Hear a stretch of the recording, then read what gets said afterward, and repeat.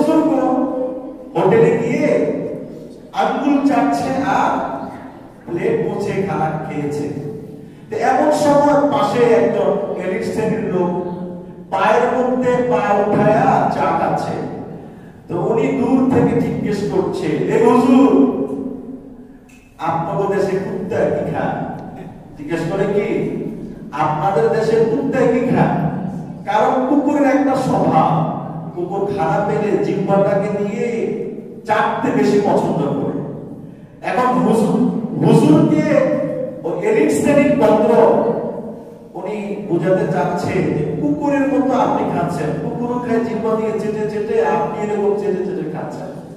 তো প্রশ্ন হলো, আপনাদের দেশের কুকুর কি খায়? তো হুজুর উত্তর দিলেন, আমাদের দেশের কুত্তাগুলো শুধু চা খায়।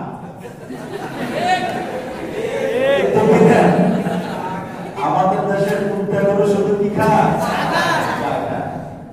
যেখানে বাঘের ভয় সেখানে রাতে ভয়। উত্তরটা জায়গা মতো হয়েছে।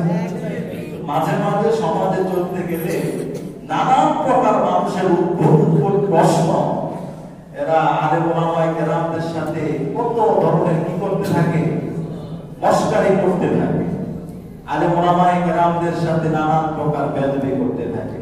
আলহামদুলিল্লাহ, আল্লাহ রাব্বুল আলামিন আমাকে আপনাকে মাসিক তাফসীরুল কোরআন মাহফিল জিকির আজকার দোয়া অনুষ্ঠানের এই মহতী আয়োজনে উপস্থিত হওয়া, বসবার, কিছু কথা শোনার জন্য তৌফিক দান করলেন।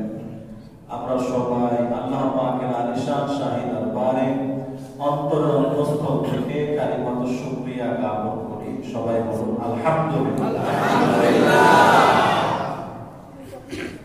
মুহতারাম হাজিরিন, আমাদের মাসিক ধারাবাহিক তাফসীর আলোচনা চলছিল। গতবার আমরা আলোচনা করেছিলাম ওহীর গুরুত্ব সম্পর্কে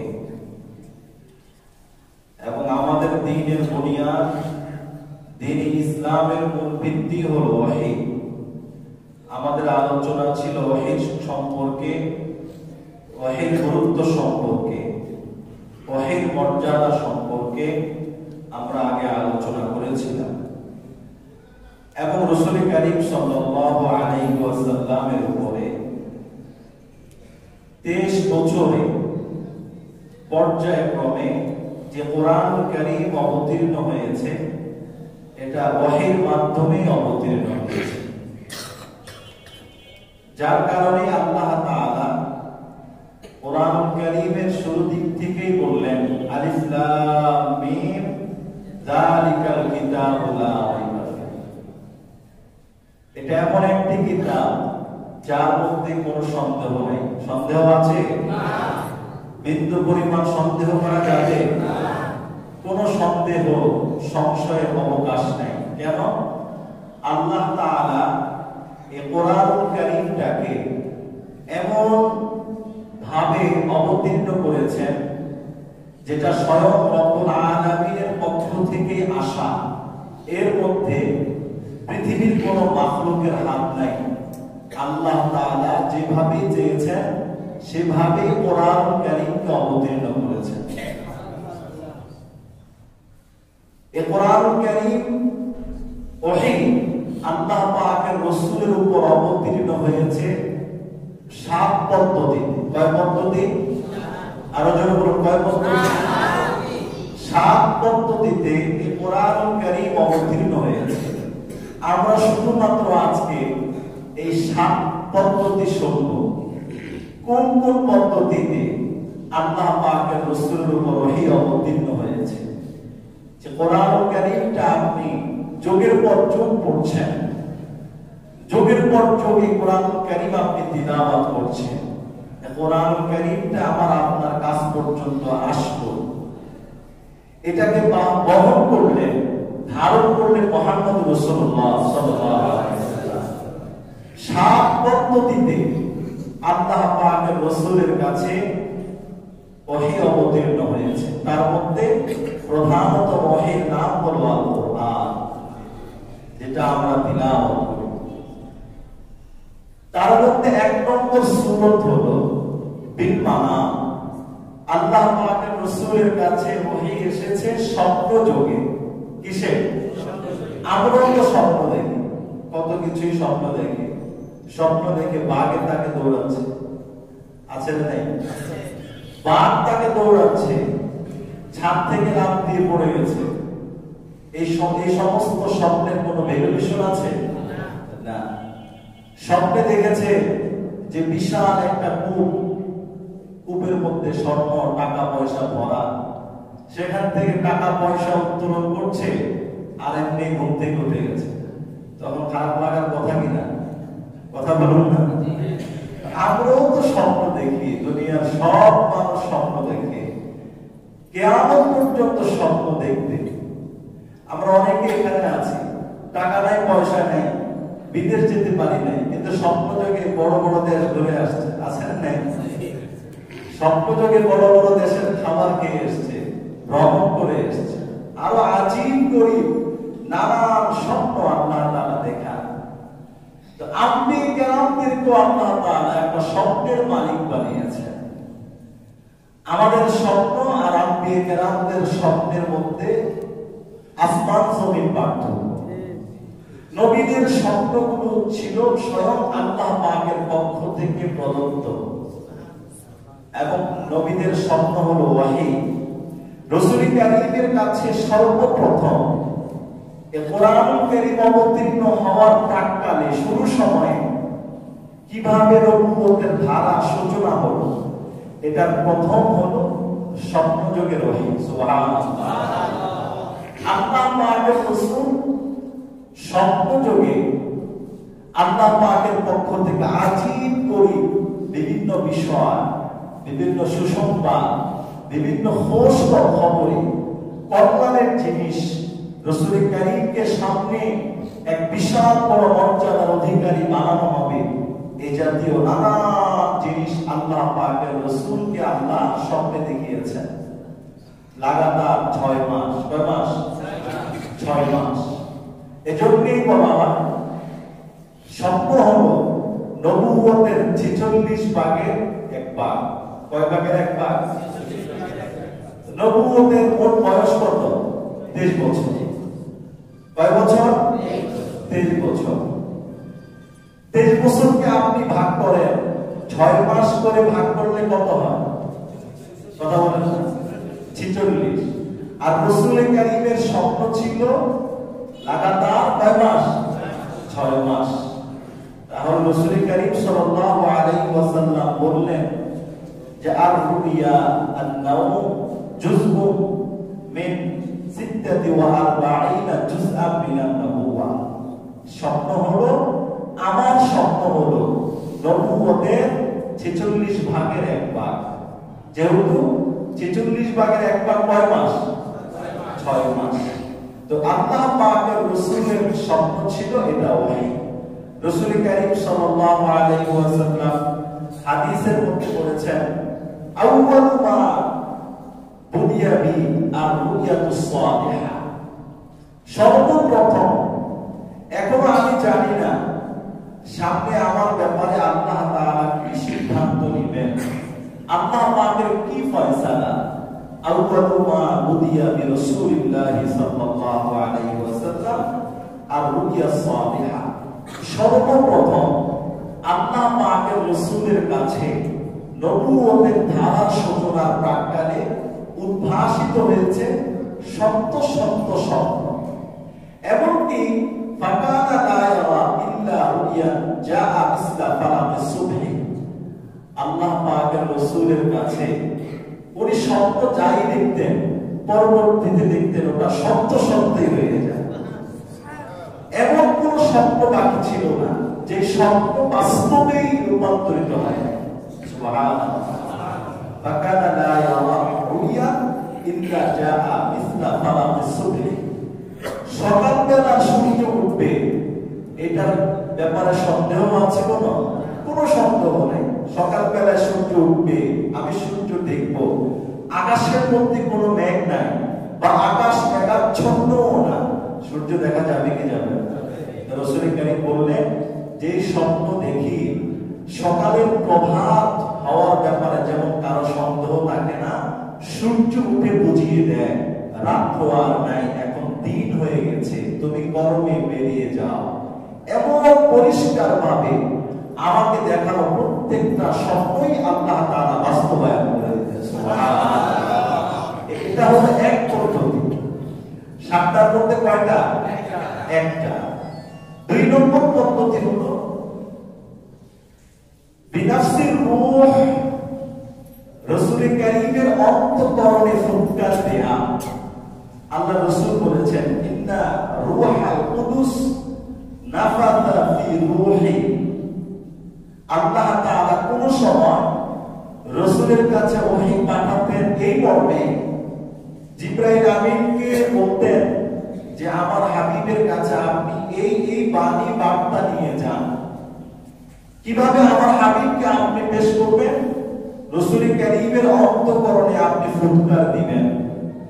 তো ওই বাণীটা ফুৎকারের সাথেই আল্লাহ পাকের রাসূলের দিলের মধ্যে বসে যেত।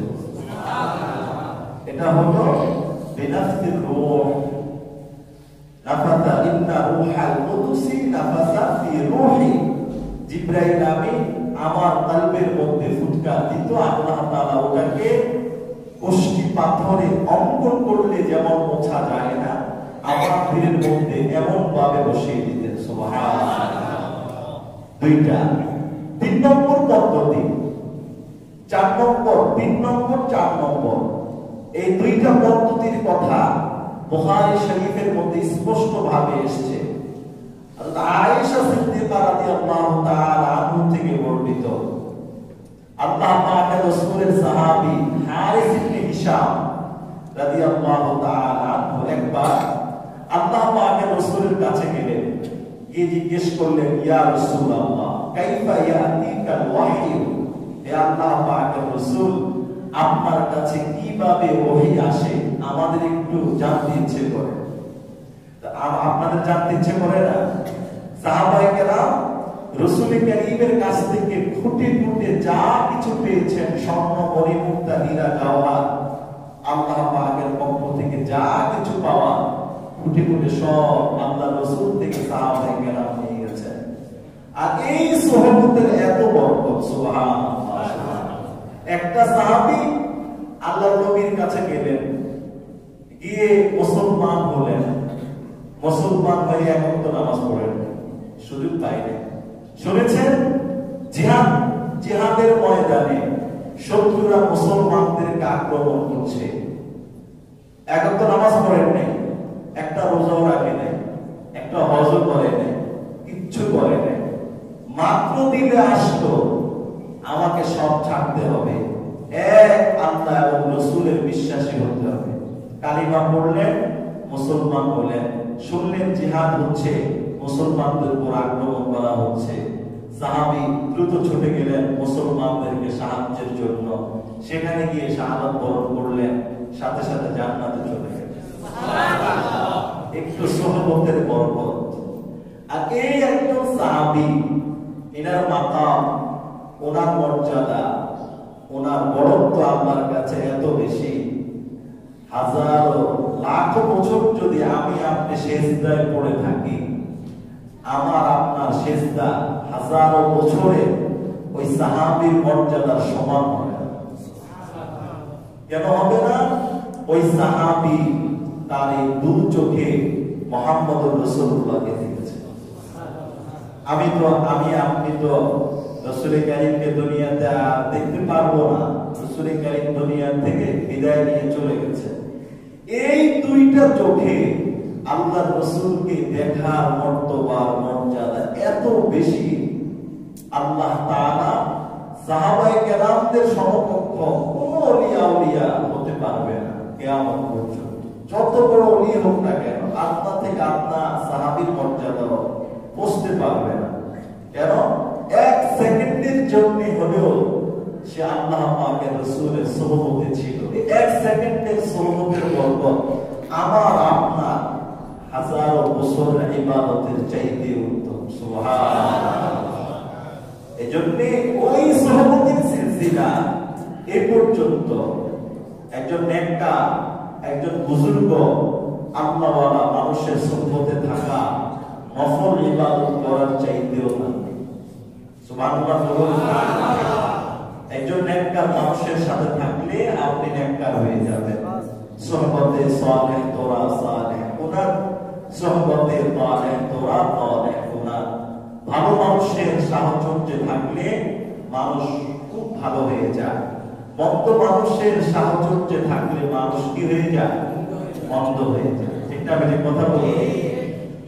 এই হাদিস ইবনে হিশাম ওনার মনে আসলো যে আমি রাসূল কারীমকে জিজ্ঞেস করব কাইফা ইয়াতিকাল ওয়াহী। হাদিস ইবনে হিশাম আল্লাহ পাকের রাসূলকে প্রশ্ন করলেন, ইয়া রাসূলুল্লাহ কাইফা ইয়াতিকাল ওয়াহী, আয় আল্লাহর নবী আপনার কাছে কিভাবে ওহী আসে আমার একটু জানতে ইচ্ছে করে। আল্লাহ পাকের রাসূল বললেন, আমার কাছে যেভাবে ওহী আসে আহইয়ানান ইয়াতিনি মিসলা সালসালাতিল জালসি, আমার কাছে কোন সময় ওহী আসে এমন ভাবে ঘন্টির আওয়াজ যেমন হয়, আমার কাছে কোন সময় ওহী এমন ভাবে আসে। আল্লাহ পাকের রাসূল বললেন, ওয়া হুয়া আশাদ্দুহু আলাইয়া, এইভাবে আমার অন্তঃকরণে ওহী আসাটা আমার কাছে সবচেয়ে কষ্টের, আমার কাছে সবচেয়ে বেদনার, আমার কাছে সবচেয়ে ব্যথিত হওয়ার মতো পদ্ধতিতে ওহী আসে। আল্লাহ পাকের রাসূল বললেন, ফায়ুসফু আন্নি, এই ওহীটা আমার কাছে যখন আসে আমি সহ্য করতে পারি না, এমন একটা পরিস্থিতির সৃষ্টি হয়। তারপরেও যেহেতু এটা রব্বুল আলামিনের পক্ষ থেকে আসে, ফাআইমা ক্বালা, ফির জিবরাইল যা যা বলে আমি তা সাথে সাথে মুখস্থ করে নেই। সুবহানাল্লাহ। মিসলা সালসালাতিল জালসি, ধ্বনি ঘন্টা বাজায় বিভিন্ন জায়গায়, ধ্বনি বাজায় বিভিন্ন প্রতিষ্ঠানে বাজায়, এটার সাথে কাছাকাছি বোঝানোর জন্য বলা হয়েছে। বাস্তবিক ধ্বনির ঘন্টা না, বাস্তবিক ধ্বনির ঘন্টা ঘন্টির ধ্বনি না, বাস্তবিক অর্থ হলো জিবরাইল আমিন যখন আল্লাহ পাকের পক্ষ থেকে আসেন, জিবরাইল আমিনের আগমনের একটা শো আওয়াজ, এই আওয়াজটা ঘন্টির ধ্বনির মতো উচ্চারিত হয়। আল্লাহ পাকের রাসূল বললেন, তো আল্লাহ পাক আমার কাছে ওই পাঠায় ঘন্টির ধ্বনির মতো ওইটা আমার কাছে আসে। অথবা আল্লাহ পাকের রাসূলের কাছে যখন জিবরাইল আমিন আসেন, জিবরাইল আমিনের এত ডানা, ও যখন উড়াল দিয়ে আসে একটা ডানা আরেকটা ডানার সাথে বাড়ি খায়, বাড়ি খাওয়ার পর একটা আওয়াজ হয়, এই আওয়াজটুকুনের পদ্ধতিতে আমার কাছে রব্বুল আলামিন ওই পাঠায়া দেয়। সুবহানাল্লাহ। মুহাদ্দিসিনে কেরাম এই হাদিসের ক্ষেত্রে আরেকটা বর্ণনা দিয়েছেন, আল্লাহ পাকের ওহী যখন আল্লাহর পক্ষ থেকে আল্লাহর রাসূলের কাছে আসেন, ওহী আসার আগে পূর্ব প্রস্তুতি স্বরূপ এমন কিছু আওয়াজ হয় যে আওয়াজের দ্বারা আল্লাহর রাসূল বুঝতে পারে, হে মুহাম্মদ তুমি প্রস্তুতি গ্রহণ করো, তোমার কাছে আল্লাহ তাআলা ওই পাঠায়। একটা দামি জিনিস আসার আগে আমাদেরকে জানিয়ে দেওয়া হয়, তুমি প্রস্তুত থাকো। প্রস্তুত থাকার আগে একটা পদ্ধতির বিশ্লেষণ করা হয়। আল্লাহ পাক যখন আমার কাছে ওহী পাঠাবে, এরকম কিছু আওয়াজ হয় ঘন্টির ধ্বনির মতো, ওই আওয়াজের দ্বারা বুঝতে পারি সম্মানিত কোরআন তোমার সিনায় আসবে, তুমি সেটাকে বরণ করার জন্য প্রস্তুতি গ্রহণ করো, ওটা আগমনের অপেক্ষায় থাকো, ওটাকে স্বাগত জানানোর জন্য তুমি উদ্গ্রীব হয়ে যাও। সুবহানাল্লাহ। আহইয়ানান ইয়াতিনি মিসলা সালসালাতিল জালসি, আল্লাহ পাকের রাসূল বললেন আরেকটা পদ্ধতিতে আল্লাহ তাআলা আমার উপরে নাযিল করেন, ওয়া আহইয়ানান ইয়াতামাত্তালু লিয়াল মালাকু রাজুলা, কোন সময় জিবরাইল আমিন মানুষের আকৃতিতে আমার কাছে আসে, ফায়ুকাল্লিমুনি, জিবরাইল আমার সাথে কথা বলে, জিবরাইল আমার সাথে কথা বলে, ফায়ুসফু আন্নি, জিবরাইলের সামনাসামনি কথা বলাটা এত ভার, এই ভারটাও আমার কাছে এত কষ্ট হয়। ফাআইমা ক্বালা, জিবরাইল আমিন যা বলেন সেটা আমি অন্তঃকরণে বসানোর জন্য চেষ্টা করে থাকি। আম্মা জান আয়েশা সিদ্দিকা রাদিয়াল্লাহু তাআলা আনহা বলেন, ওয়ালাকাদ রাআইতু ইয়ানজিলু ওয়াহয়ু ফিল ইয়াউমি শাদীদিল বারদি, আমি দেখতাম প্রচন্ড ঠান্ডায় আল্লাহ তাআলার রাসূলের উপর ওহী যখন আসতো, প্রচন্ড ঠান্ডা, একেবারে বাহিরের মধ্যে কুয়াশা, গাছ গাছালির উপর বরফ, প্রচন্ড ঠান্ডা, হাড় কাঁপানো ঠান্ডার দিনেও যখন আল্লাহ তাআলা ওহী নাযিল করতেন, আল্লাহ পাকের রাসূলের কাছে ওহী আসতো, আমি আল্লাহ রাসূলের দিকে তাকিয়ে দেখতাম, ওয়া ইন্না জাবিনাহুম লা তাফাসসালু আলামা, রাসূল কারীমের কপাল বেয়ে ঘাম মাটির মধ্যে ঝরে পড়ছে। সুবহানাল্লাহ। প্রচন্ড ঠান্ডা, প্রচন্ড ঠান্ডাকে পত্রিকার ভাষায় বলা হয় হাড় কাঁপানো ঠান্ডা পড়েছে অমুক জেলা। এই প্রচন্ড ঠান্ডার মধ্যে গরমের তো কোনো আভাস নাই, কম্পন সৃষ্টি হয়ে যায়। এই অবস্থায় আল্লাহ রাসূলের উপর ওহী আসতো, আর ওহী রসুল চাপ ভাবটা এত প্রকট হতো, রাসূল কারীমের গোটা শরীর ঘর্মাক্ত হয়ে পানি টপটপ করে পড়তো। এই কষ্টটুকু আল্লাহ পাকের রাসূল কার জন্য করলেন? আমার এবং আপনার জন্য করলেন। আল্লাহ রাসূলকে প্রশ্ন করেছেন কিভাবে ওহী আসে। রাসূল কয়টা পদ্ধতির কথা বললেন? দুইটা। কেন বললেন? 7 পদ্ধতিতে বর্ণিত ওহীর মধ্যে এই 2 পদ্ধতি হলো সবচেয়ে কঠিন। 2 পদ্ধতি কি সবচেয়ে কঠিন? আমাদের বাড়ির পাশে 1 গ্রাম 1.5 গ্রাম 2 গ্রাম পরে আগে তো আমরা দেখতাম পুরা ময়দান খালি থাকতো, মানুষের অসংখ্য থাকতো, আমরা থাকতাম এক থানা, আরেক থানা দিয়ে ট্রেন গেলে ওই ট্রেনের আওয়াজ আমাদের কানে আসতো, তাই না? কিন্তু এখন আসে না কেন? ওই ঘর বাড়ি হয়ে গেছে, গাছ গাছালি হয়ে গেছে অনেক। তো রাসূল কারীমের কাছে ওহী আসতো, যেমন ট্রেন আসতে আগ থেকে তার একটা গুনগুনানি আওয়াজ শোনা যায়, দূর থেকে মানুষরা প্রস্তুতি নেয় ট্রেন আসছে, এখানে আর থাকা যাবে না, রাস্তা থেকে সরে দাঁড়াও, আগে নিজেকে সেফ রাখো, ঠিক না? বুঝে কথা বলি। এরকম একটা প্রকট ধ্বনি আসতো, যে ধ্বনিটা রাসূল কারীমের জন্য অত্যন্ত কষ্টকর হতো। সাহাবী জিজ্ঞেস করলেন ওহী কিভাবে আসে? আল্লাহ রাসূল 2 পদ্ধতির কথা বললেন। কেন? এই 2 পদ্ধতির ওহীটা আল্লাহ রাসূলের জন্য বেশি কষ্ট করছিল। এই 2 পদ্ধতির ওহীটা আল্লাহ রাসূলের জন্য বেশি ভার ছিল। এই 2 পদ্ধতির ওহীটা আল্লাহ রাসূলের জন্য বেশি শক্ত ছিল। এইজন্য এই 2 পদ্ধতির কথা বলেন। ঘণ্টির ধ্বনির মতো, ফেরেশতা মানুষের আকৃতি, 2টা। আগে 2টা বলেছি, স্বপ্নযোগে, এরপর আরেকটা কি বলেছি? বিনাফাসির রূহ। এই 4 পদ্ধতি। কয় পদ্ধতি বললাম? 4 পদ্ধতি। আছে কয় পদ্ধতি? 3 পদ্ধতি। 5 নম্বর হলো আল্লাহ পাকের নিকট আল্লাহ তাআলা ওহী পাঠাতেন, রাসূল কারীমের নিকট আল্লাহ ওহী পাঠাতেন সরাসরি ফেরেশতার আকৃতিতে। সুবহানাল্লাহ। সরাসরি জিবরাইল আমিনের আকৃতিতে আল্লাহ তাআলা কি পাঠাতেন? ওহী পাঠাতেন। রাসূল কারীম জিবরাইল আমিনকে সরাসরি দেখেছেন, দেখে বেহুশ হয়ে গেছেন। জিবরাইল আমিন হলো আল্লাহ পাকের ফেরেশতাদের মধ্যে সবচেয়ে মর্যাদাপূর্ণ ফেরেশতা। জিবরাইল আমিনকে তাফসীরের ভাষায় খাদিমুর রব আযজা ওয়া জাল, আল্লাহর খাদেম বলা হয়। সুবহানাল্লাহ। কি বলা হয়? আল্লাহর খাদেম, মানে উনি আল্লাহর পক্ষ থেকে প্রত্যেক নবীর কাছে আল্লাহ প্রদত্ত অমীয় বাণীগুলো পৌঁছে দেন। এজন্য ওনাকে খাদিমুর রব্বি আযজা ওয়া জাল বলা হয়। জিবরাইল আমিন হলো আল্লাহর সৃষ্টি করা হাজারো লাখো কোটি কোটি ফেরেশতাদের মধ্যে সর্বশ্রেষ্ঠ ফেরেশতা। সুবহানাল্লাহ বলবেন না? এত দামি ফেরেশতা, এত মর্যাদাপূর্ণ ফেরেশতা, এত দাম। কত ফেরেশতা আছে? কেউ জানে না। ফেরেশতাদের সংখ্যা এটা কোরআনে কোথাও বলা হয়নি। কোরআনে বলা হয়েছে ওমা ইয়ালামু জুনুদা রাব্বিকা ইল্লা হু। আল্লাহ পাকের ফেরেশতাদের সংখ্যা কেউই জানে না, একমাত্র জানেন আল্লাহ। কে জানে? আল্লাহ। এত ফেরেশতাদের মধ্যে সবচেয়ে দামি ফেরেশতার নাম কি?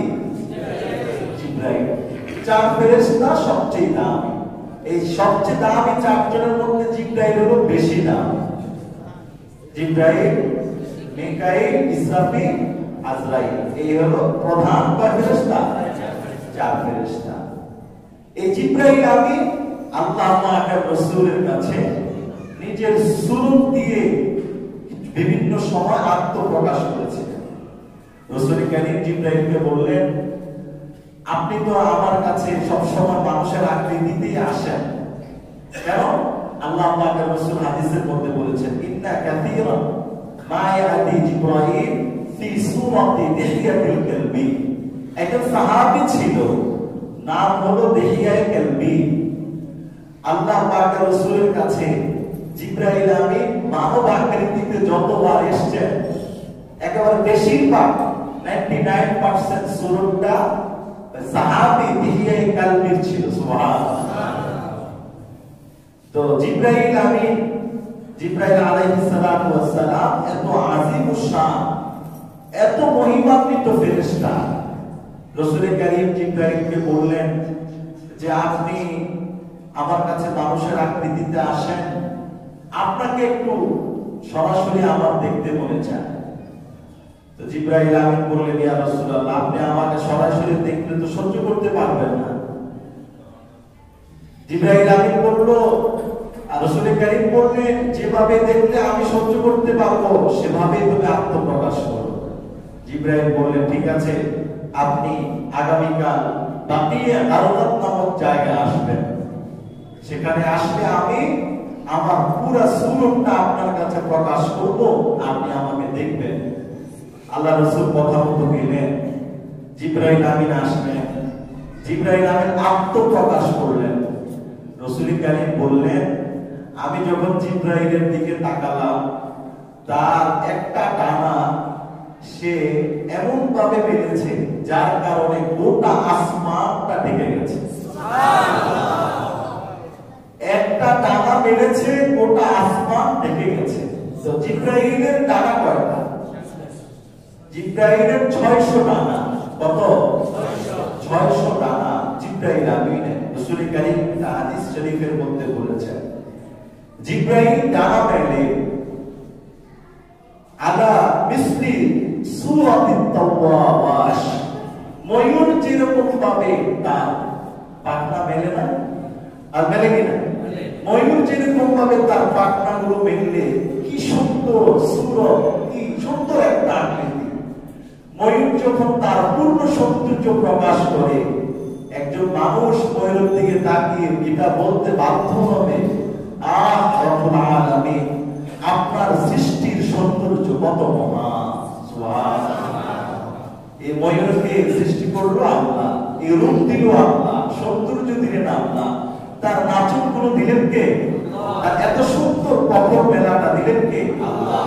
রাসূল কারীম বললেন, জিবরাইলের 600 ডানা।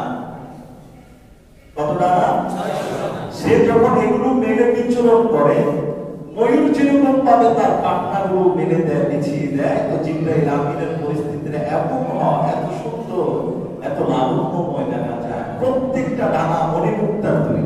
সুবহানাল্লাহ। ওই মণিমুক্তা আমাদের স্বর্ণের দোকানে যেটি পাওয়া যায় সেটা না, ওই মণিমুক্তাগুলো ওই জান্নাতের মণিমুক্তা যত দামি, জিবরাইলের 600 ডানার ওই মণিমুক্তাগুলো তত দামি। সুবহানাল্লাহ। জিবরাইল এত বড় ফেরেশতা, হাদিস শরীফের মধ্যে আসবে, আল্লাহ রাসূল জিবরাইলকে দেখে বেশ হয়ে গেলেন, দৌড়ে চলে আসলেন ঘরের মধ্যে। রাসূল কারীমের মধ্যে একটা কম্পন সৃষ্টি হয়ে গেছে। কেন? এত বিশাল জিনিস, সবসময় যাকে দেখে সব ছোট, হঠাৎ করে তিনি বড় হয়ে গেছে। আপনি একটু কল্পনা করেন যে বন্ধুর সাথে বসে আছেন, এক টেবিলে বসে চা খাচ্ছেন, বন্ধুকে আমি দেখছি, তার নাম ছোট ছোট, হঠাৎ করে বন্ধুর দাম দুটি এত বড় বড় হয়ে গেল, আপনি থাকবেন নৌকার কথা বলুন, থাকবেন নৌকার হয়ে যাবে কি রে, একটু একটু দাম হঠাৎ করে আপনি বুঝবেন এই আসল বন্ধু এর রাক্ষস, এ আমাকে এখন কি করবে।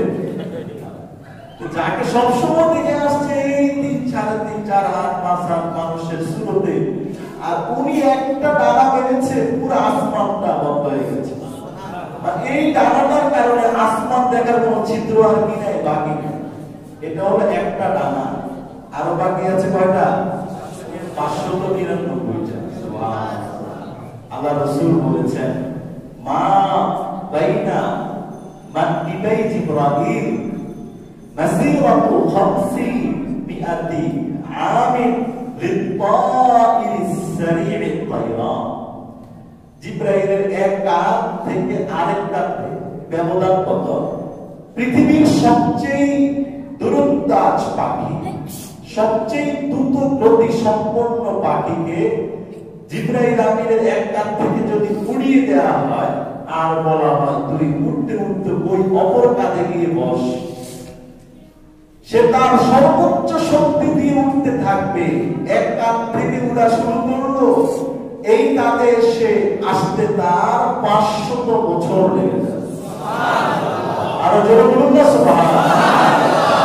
কত বছর লাগবে?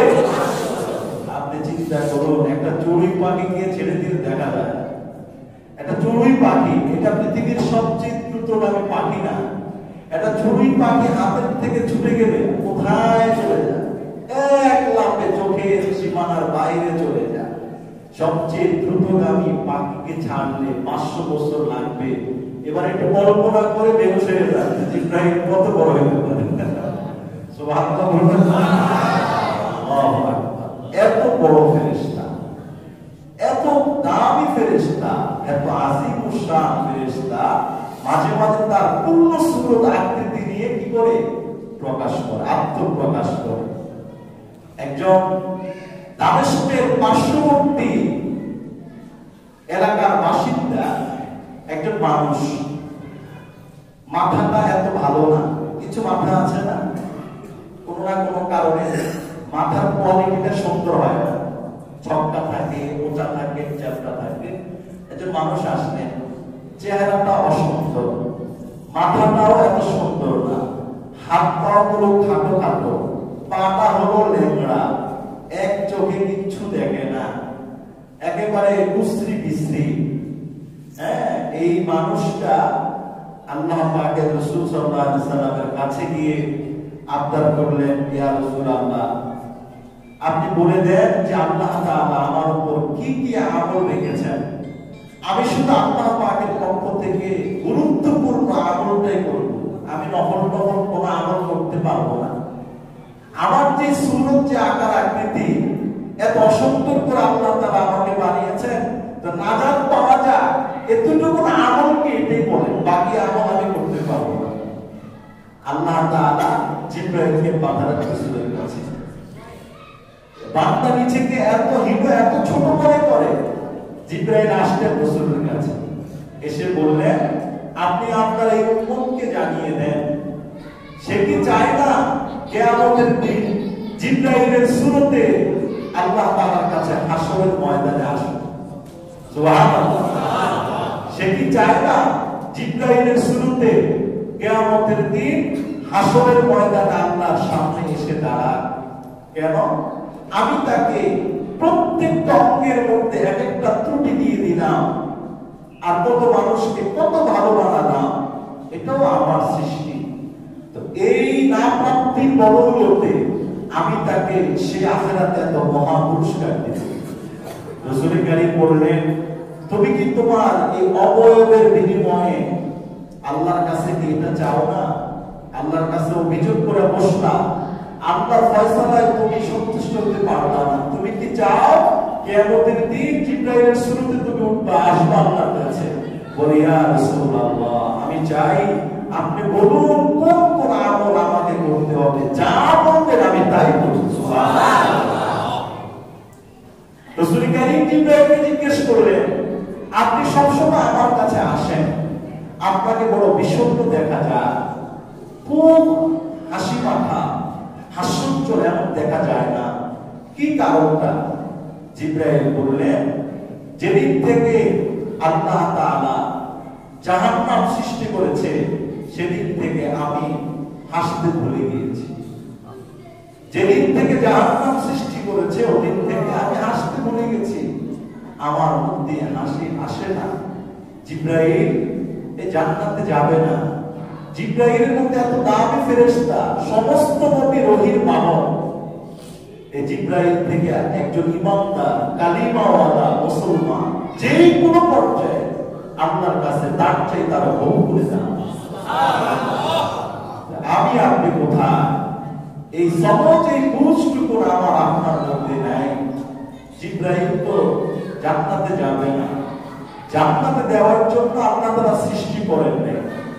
দুনিয়ার সমস্ত প্রাণীকে আল্লাহ তাআলা হাসরের ময়দানে সবকে ক্লোজ করে দেওয়ার পরে এরপরে আজরাইলকে বলবেন, আজরাইল কে কে আছে এখনো জান কবজ করা হয়নি। কারণ কিয়ামতের বিভীষিকাময় অবস্থা যখন আসবে সমস্ত ফেরেশতা মরে যাবে, আসমান জমিন ফেটে চলচির হয়ে যাবে, পুনরুত্থান দিবসের জন্য সব উঠবে।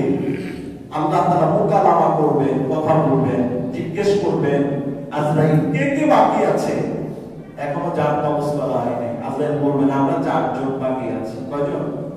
4 জন। আমি, জিবরাইল, মিকাইল, ইসরাফিল 4 জন বাকি আছে। তখন আল্লাহ তাআলা বলবে, ইসরাফিলের জানটা কবজ করা হবে। ইসরাফিলের জান কবজ করার পরে আল্লাহ জিজ্ঞেস করবেন, এখন কে আছে? বলবে, আর 3 জন আছে, আমি সহ। তো আল্লাহ তাআলা তখন বলবেন, মিকাইলের জান তুমি কি করো? কবজ করো। এরপর আল্লাহ জিজ্ঞেস করবেন, এখন কে কে আছে? তখন সে বলবে, আল্লাহ আমি আর জিবরাইল আছি। আল্লাহ বলবে, তুমি তোমার জান কবজ করো। সে আজরাইল তার জান কবজ করবে। এরপর আল্লাহ জিজ্ঞেস করবেন, জিবরাইল আর কেউ কি আছে? তখন জিবরাইল বলবে, ইয়া আল্লাহ, আপনার অস্তিত্ব, আপনার সত্তা, আপনার বড়ত্ব মর্যাদা ছাড়া আর কেউ নাই। আমি মাহবুবকে আপনি জিন্দা রাখলেন। তখন আল্লাহ বলবেন, আমার আদেশ, তুমিও মরে যাও। আল্লাহর আদেশে জিবরাইলও শেষ হয়ে যাবে। আর আমি আপনি একজন ইমানদার মুসলমান, ইমানওয়ালা, কালিমাওয়ালাকে আল্লাহ তাআলা অনন্তকালের জান্নাতের মালিক বানায়। কোথায় আমার মর্যাদা, কোথায় আপনার মর্যাদা, কোথায় আমার আপনার শ্রেষ্ঠত্ব? এই শ্রেষ্ঠত্বকেও আমরা যদি না বুঝি, হতভাগা হওয়া ছাড়া আর দ্বিতীয় কোনো কি নাই, রাস্তা নাই। ঠিক না? আমি কথা বলি, হতভাগা হওয়া ছাড়া দুসরা কোনো পথ নাই।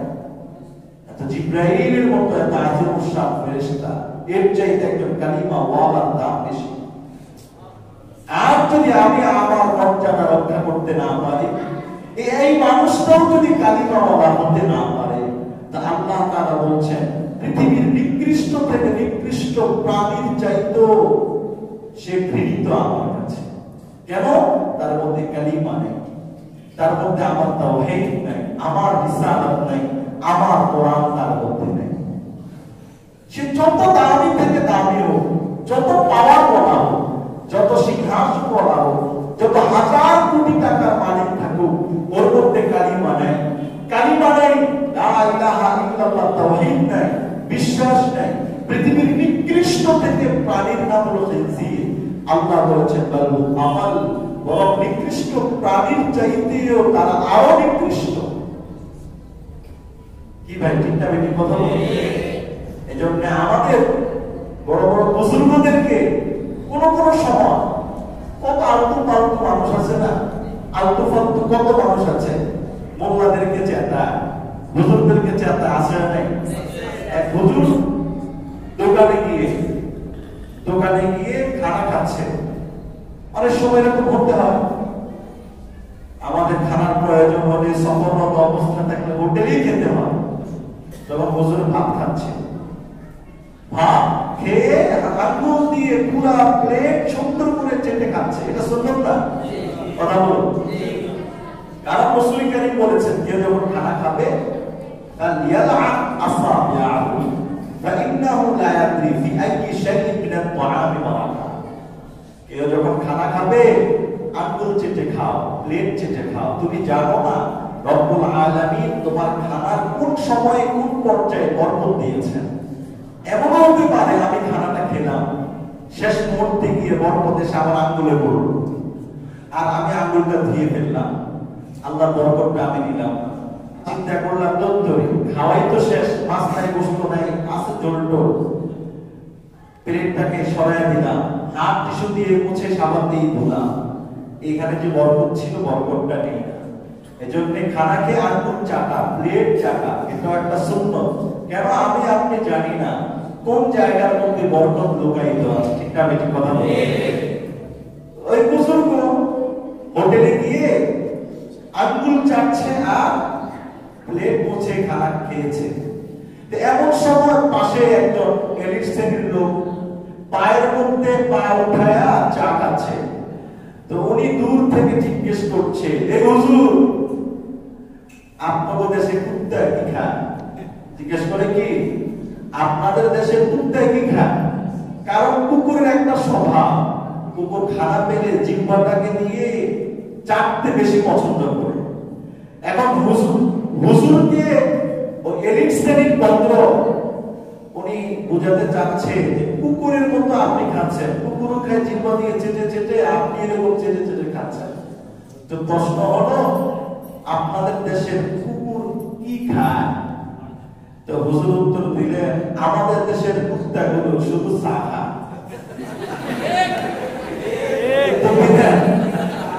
আমাদের দেশের কুত্তাগুলো শুধু কি খায়? চা খায়। যেখানেই বাঘের ভয় সেখানেই রাতে ভয়। উত্তরটা জায়গা মতো হয়েছে। মাঝে মাঝে সমাজে চলতে গেলে নানান প্রকার মানুষের উদ্ভট প্রশ্ন, এরা আলেম ওলামায়ে কেরামদের সাথে কত ধরনের কি করতে থাকে, মশকারি করতে থাকে, আলেম ওলামায়ে কেরামদের সাথে নানান প্রকার বেয়াদবি করতে থাকে। এরকম একজন বহুত বড় আলেম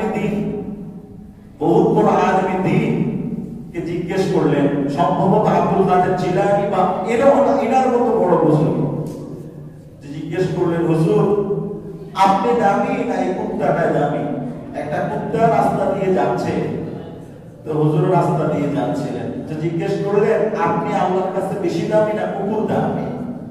কোন উত্তর দিলেন, যদি আল্লাহ তাআলা আমাকে মাফ করে দিয়ে জান্নাত দেয় তো আমি কুকুরের চাইতেও দামি। যদি আল্লাহ আমাকে মাফ না করে জাহান্নাম দেয়, যদি আল্লাহ আমাকে মাফ না করে জাহান্নাম দেয়, তাহলে কুকুর আমার চাইতে দামি। কেন?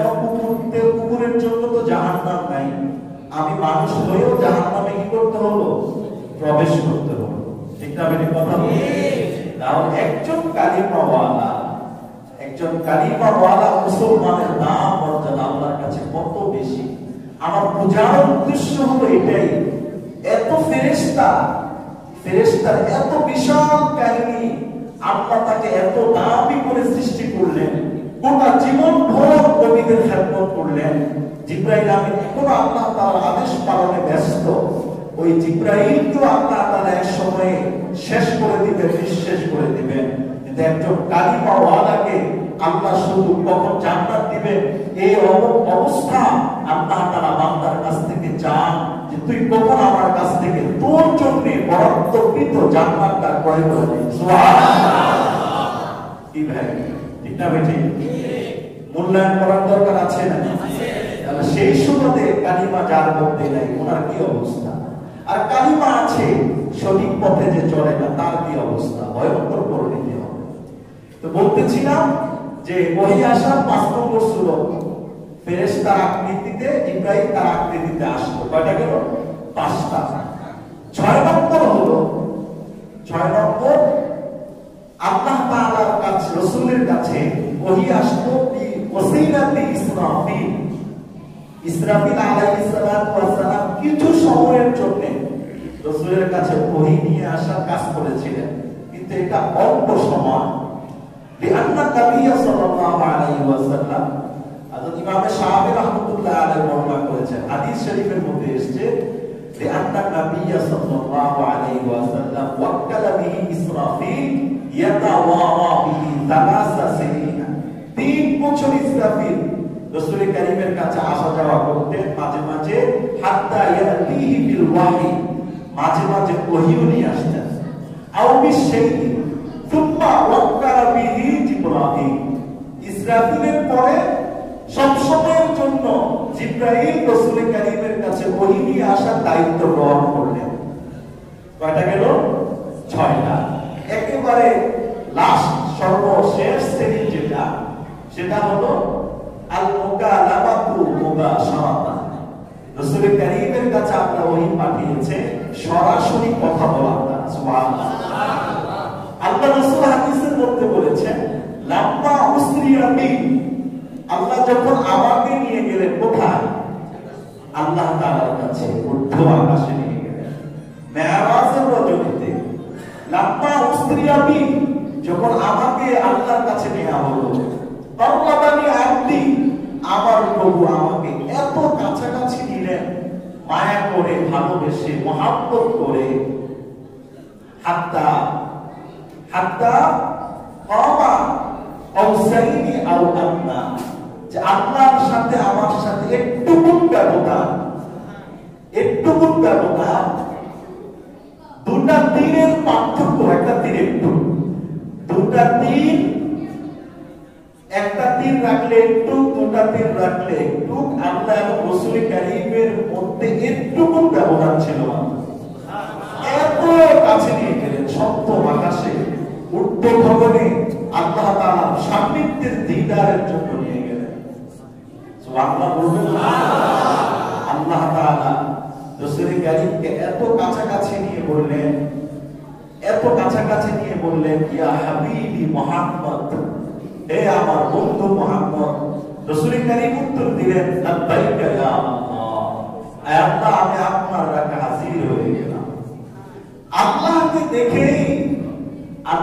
দেখেই রাসূল কারীম বলে ফেললেন, আত-তাহিয়াতু লিল্লাহি ওয়াস সালাওয়াতু ওয়াত তাইয়্যিবাত, আসসালামু আলাইকা। আল্লাহ তাআলা উত্তর দিলেন, আসসালামু আলাইকা আইয়ুহান নবী ওয়া রাহমাতুল্লাহি ওয়া বারাকাতুহু। কি দিদার! এজন্য তাশাহুদ নামাজের মধ্যে না পড়লে নামাজ হবে না। নামাজের মধ্যে তাশাহুদ ভুলে গেলে নামাজে থাকা অবস্থায় সাহু সেজদা দিতে হবে। যদি দেই হতে পারে, হয়ে যাবে। আর যদি তাশাহুদেই না পড়ি, ইচ্ছায় অনিচ্ছা, নামাজের পরে ওখানে গিয়ে মনে পড়লো এই নামাজ নতুন করে আবার পড়তে হবে, কেন? তাশাহুদটা এত গুরুত্বপূর্ণ। তো আল্লাহকে দেখে আল্লাহ রাসূল বলে আত-তাহিয়াতু লিল্লাহি ওয়াস সালাওয়াতু ওয়াত তাইয়্যিবাত, আমার শারীরিক ইবাদত, আমার মৌখিক ইবাদত, আমার মানের ইবাদত সব আল্লাহর জন্য। আল্লাহ তাআলা রাসূলকে পেয়ে বললেন, আসসালামু আলাইকা আইয়ুহান নাবিয়্যু ওয়া রাহমাতুল্লাহি ওয়া বারাকাতুহু। আল্লাহ রাব্বুল আলামিন আল্লাহ পাকের রাসূলকে দেখে বললেন, ইয়া রাসূলুল্লাহ, আসসালামু আলাইকা আইয়ুহান নাবিয়্যু, হে আমার নবী, আপনার উপর আল্লাহ তাআলার পক্ষ থেকে রহমত বারাকাত বর্ষণ হোক। আসসালামু আলাইকা আইয়ুহান নাবিয়্যু ওয়া রাহমাতুল্লাহি ওয়া বারাকাতুহু। আল্লাহ পাকের রাসূল তখন মনে মনে বললেন, আল্লাহ তাআলা শুধু আমার উপর শান্তি এবং রহমতের দোয়া করলেন, আল্লাহ তাআলা আল্লাহ দিদার আমাকে নসিব করালেন। আমার সেই জমিনে রেখে আসা উম্মতের কি অবস্থা হবে? আল্লাহ তাআলা রাসূল বললেন, আসসালামু আলাইনা ওয়া আলা ইবাদিল্লাহিস সালিহিন। আয় রব্বুল আলামিন, শুধু আমার উপর আপনার রহমত যেন বর্ষণ নয়, আমার উপর আপনার নেককার, আমার নেককার উম্মতের উপর, আমার মুত্তাকি বান্দাদের উপর আপনার রহমত এবং বারাকাত যেন সব সময় জারি থাকে। সুবহানাল্লাহ। আল্লাহ পাকের কাছ থেকে আল্লাহর রাসূল সরাসরি মুকালামার মাধ্যমে গ্রহণ করেছেন। সেই মেরাজের রজনী থেকে আল্লাহ তাআলা রাসূল 5 ওয়াক্ত নামাজ আমার আপনার জন্য নিয়ে আসলেন। আল্লাহ রাসূলকে আল্লাহ তাআলা এত সান্নিধ্য, এত কাছাকাছি রাখলেন, এত কাছাকাছি করলেন। জিবরাইলের মতো এত বড় ফেরেশতা, যে জিবরাইল বললেন আল্লাহ আমার মাঝে 70টা নূরের পর্দা, 70টা আগুনের পর্দা আছে। কয়টা? 70টা নূরের পর্দা, 70টা আগুনের পর্দা। একেবারে কাছাকাছি যে পর্দাটা আছে, জিবরাইল বলে আমি যদি ওই কাছাকাছি পর্দার কাছেও যাই, আগুনের মধ্যে হাত না দিয়েও যদি আগুনের পাশে রাখি, তাপ লাগবে কি লাগবে না? কথা বলুন না। দীর্ঘক্ষণ যদি রেখে দেন, এই তাপে আপনার চামড়াও পড়ে যাবে। জিবরাইল আমিন বললেন যে 70টা নূরের পর্দা, আগুনের পর্দা, এই একটা পর্দা যেটা সবচেয়ে কাছাকাছি, ওখানে যদি আমি কাছাকাছি যাই, আমার মধ্যে এত বিশাল দেহের জিবরাইল সাথে সাথে পুড়ে ছাই হয়ে যাবে। আর আল্লাহ তাআলা ওনার কুদরতি পাওয়ারে রাসূল কারীমকে এক হাত বা দুই হাত ব্যবধান পর্যন্ত নিয়ে গেলেন। সরাসরি রাসূল কারীমের সাথে সালাম কালাম হলো। আল্লাহ পাক রাসূল কারীমের সাথে আজীবন যা বলার সব কিছু বলে দিয়েছে। সুবহানাল্লাহ, সুবহানাল্লাহ। এই হলো 7 পদ্ধতিতে আল্লাহ তাআলা রাসূল কারীমের কাছে কি পাঠিয়েছেন? ওহী পাঠিয়েছেন। আর এই 7 পদ্ধতির নাম আল কোরআন। এই 7 পদ্ধতির অন্তরালে আল কোরআন, এই 7 পদ্ধতির সিস্টেমে আল কোরআন আমার আপনার কাছে এসেছে।